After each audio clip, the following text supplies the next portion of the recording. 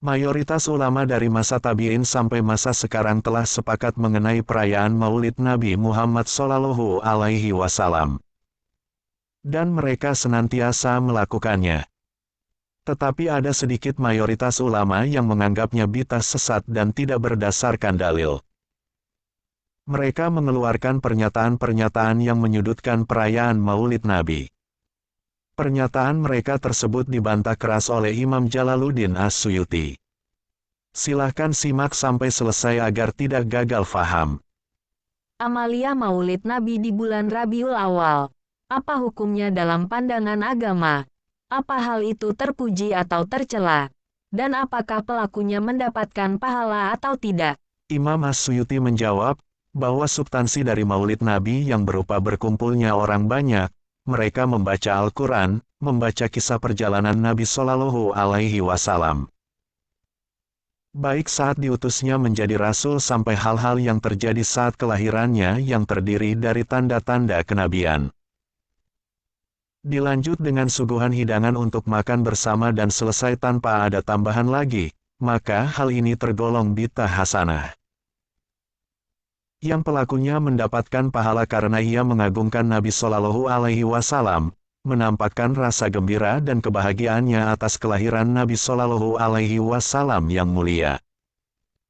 Perkataan ulama anti Maulid Syekh Tajuddin Umar bin Ali Al-Lahmi As-Sakandari yang dikenal dengan Al-Fakihani, seorang ulama generasi akhir mazhab Malikiyah, yang berbunyi, saya tidak mengetahui amaliyah maulid ini memiliki dasar dalam Al-Quran maupun As-Sunnah. Imam As-Suyuti menjawab, jawabnya adalah ketidaktahuannya bukan berarti meniadakan sama sekali dalil tentang Maulid Nabi. Padahal pemimpin ahli hadis, Al-Hafiz Abul Fadl Ibnu Hajar, telah mengambil dalil dari hadis. Dan saya juga mengambil dalil yang kedua dari hadis, seperti yang akan dibahas berikutnya. Perkataan ulama anti Maulid Al-Fakihani yang berbunyi, Maulid ini adalah bid'ah yang diada-adakan oleh orang-orang yang berbuat salah. Imam Suyuti menjawab, telah dijelaskan bahwa Maulid Nabi pertama kali dilakukan oleh seorang raja yang adil dan alim yang bertujuan untuk mendekatkan diri kepada Allah. Acara tersebut dihadiri oleh para ulama dan orang soleh tanpa ada pengingkaran dari mereka. Dan seorang ulama bernama Ibnu Dihyah merestuinya bahkan mengarang sebuah kitab tentang Maulid Nabi. Mereka ini adalah para ulama yang berpegang teguh pada agama, menyetujui pelaksanaannya dan tidak mengingkarinya. Perkataan ulama anti Maulid Al-Fakihani yang berbunyi, Maulid juga bukan sunnah. Sebab hakikat sunnah adalah hal-hal yang dianjurkan oleh syariat untuk melakukannya. Imam Suyuti menjawab anjuran dalam melakukan hukum sunnah terkadang dengan nas, dan ada kalanya dengan qiyas.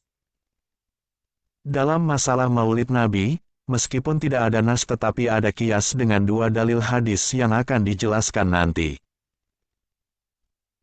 Perkataan ulama anti Maulid Al-Fakihani yang berbunyi, juga tidak bisa dihukumi mubah, karena bid'ah dalam agama tidak dihukumi mubah dengan ijma umat Islam. Imam Suyuti menjawab, ini adalah perkataan yang tidak dapat diterima. Sebab bid'ah tidak terbatas pada makruh dan haram saja, tetapi terkadang mubah, sunnah dan wajib. Berikut adalah penjelasan bid'ah dan klasifikasinya. Imam An-Nawawi berkata, bid'ah dalam agama adalah memperbarui sesuatu yang tidak ada di zaman Nabi Muhammad Shallallahu Alaihi Wasallam. Bid'ah terbagi menjadi dua. Bid'ah hasanah dan bid'ah kabihah. Syekh Izzuddin bin Abdissalam berkata, bid'ah terbagi menjadi 5, wajib, haram, sunnah, makruh dan mubah. Metode untuk mengetahuinya adalah dengan membandingkan bid'ah dengan kaidah dalam agama. Jika bid'ah masuk dalam kaidah wajib, maka bid'ah tersebut hukumnya wajib. Jika masuk dalam kaidah haram, maka menjadi haram. Jika masuk dalam kaidah sunnah, maka menjadi sunnah. Jika masuk dalam kaidah makruh, maka menjadi makruh. Jika masuk dalam kaidah mubah, maka menjadi mubah. Syekh Izzuddin kemudian menjelaskan contoh-contoh dari masing-masing bagian tersebut. Di antaranya beliau berkata, contoh bid'ah yang sunnah adalah seperti membangun pesantren, tempat pendidikan, setiap kebaikan yang tidak dikenal di generasi awal, juga seperti tarawih, bicara mendalam tentang tasawuf, dan berdebat. Contoh yang lain adalah perkumpulan perayaan dengan mengambil dalil dari beberapa masalah, jika bertujuan mendekatkan diri kepada Allah. Imam Syafi'i dalam kitab Manaqib Asy-Syafi'i bahwa beliau berkata, sesuatu yang diperbarui ada dua macam. Pertama, sesuatu yang baru yang bertentangan dengan Al-Quran, hadis, al-atsar dan atau ijma. Maka ini adalah bid'ah yang sesat. Kedua, sesuatu yang tidak bertentangan dengan dalil-dalil agama, maka hal ini tidak tercela. Sayyidina Umar radhiyallahu anhu berkata dalam ibadah malam di bulan Ramadan, ini adalah sebaik-baik bid'ah. Yang dimaksud adalah sesuatu yang baru yang belum pernah ada. Dan kalaupun dikatakan bid'ah tapi di dalamnya tidak ada penolakan. Ini adalah akhir ucapan Asy-Syafi'i. Perkataan ulama anti Maulid Al-Fakihani yang berbunyi, padahal bulan di mana Rasulullah SAW dilahirkan, yaitu bulan Rabiul Awal, adalah bulan di mana Rasulullah wafat. Imam Suyuti menjawab sesungguhnya kelahiran Nabi Muhammad SAW adalah nikmat yang paling agung bagi kita, dan wafat beliau adalah musibah terbesar bagi kita. Agama telah mendorong untuk menampakkan karunia nikmat, dan mendorong untuk bersabar dan merahasiakan musibah. Syariat telah memerintahkan untuk melakukan akikah ketika kelahiran dan ini adalah bagian dari menampakkan rasa syukur dan bahagia atas kelahiran anak. Dan agama tidak memerintahkan menyembelih hewan atau lainnya saat kematian, bahkan melarang meratapi mayat dan menampakkan kesedihan.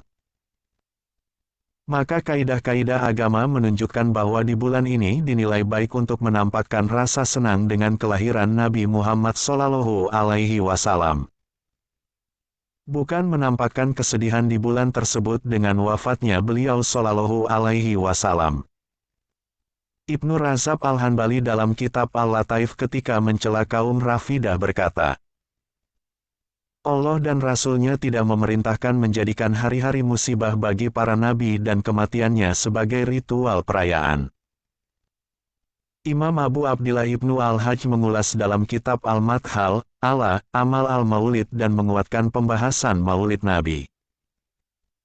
Pada intinya ia menilai baik dalam Maulid Nabi yang mengandung menampakkan syiar dan syukur, serta menilai jelek hal-hal yang mengandung sesuatu yang haram dan mungkar. Syekhul Islam Al-Hafiz Ibnu Hajar telah ditanya tentang amaliyah Maulid Nabi. Beliau menjawab, telah jelas bagi saya dalam menggali dalil Maulid Nabi dari sumber dalil yang sahih, yaitu hadis riwayat Imam Bukhari dan Imam Muslim. Saya Imam As-Suyuti berkata, telah jelas pula bagi saya dalam menggali dalil Maulid Nabi dari sumber hadits yang lain, yaitu riwayat Al-Baihaqi dari Anas radhiyallahu anhu, bahwa Rasulullah SAW melakukan akikah untuk diri beliau sendiri setelah menjadi nabi. Padahal telah dijelaskan dalam riwayat lain bahwa kakek beliau, Abdul Muthalib telah melakukan akikah untuk Nabi SAW pada hari ke-7 kelahirannya. Sementara akikah tidak boleh diulang 2 kali.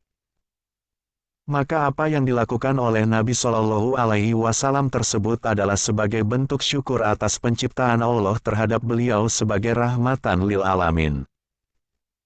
Dan sebagai bentuk pemberian ajaran kepada umatnya, sebagaimana beliau membaca sholawat untuk beliau sendiri. Oleh karenanya, dianjurkan bagi kita untuk menampakkan rasa syukur atas kelahiran Nabi Muhammad SAW dengan berkumpul, memberi makanan dan sebagainya, yang terdiri dari bentuk pendekatan diri kepada Allah. Ahli qiraah, Al-Hafiz Syamsuddin Ibnu Al-Jazari, berkata salah seorang keluarga bermimpi bertemu Abu Lahab setelah kematiannya. Ditanyakan kepadanya, bagaimana keadaanmu? Abu Lahab menjawab, saya di neraka. Hanya saja siksa diringankan bagi saya setiap hari Senin dan saya meminum air dari jari saya seukuran ini. Ia menunjuk ujung jarinya. Hal itu karena saya memerdekakan budak Suwaibah ketika dia memberi kabar gembira pada saya tentang kelahiran Nabi Muhammad, dan karena ia menyusui Nabi Muhammad. Jika Abu Lahab yang kafir dan mendapat celaan dalam Al-Quran diberi balasan pahala di neraka, karena kegembiraannya di malam kelahiran Nabi Muhammad Shallallahu Alaihi Wasallam. Lalu bagaimana dengan seorang Muslim yang mengesahkan Allah dari umat Muhammad Shallallahu Alaihi Wasallam yang senang dengan kelahirannya dan mengerahkan segala kemampuannya untuk kecintaannya kepada Nabi Muhammad? Saya bersumpah, balasannya dari Allah tidak lain akan memasukkannya ke dalam surga kenikmatan dengan anugerahnya. Al-Hafiz Syamsuddin bin Nashiruddin ad-Dimashqi berkata, dalam hadis sahih dijelaskan bahwa Abu Lahab diringankan siksanya di neraka pada hari Senin karena telah memerdekakan Suwaibah dengan kelahiran Nabi Muhammad Shallallahu Alaihi Wasallam.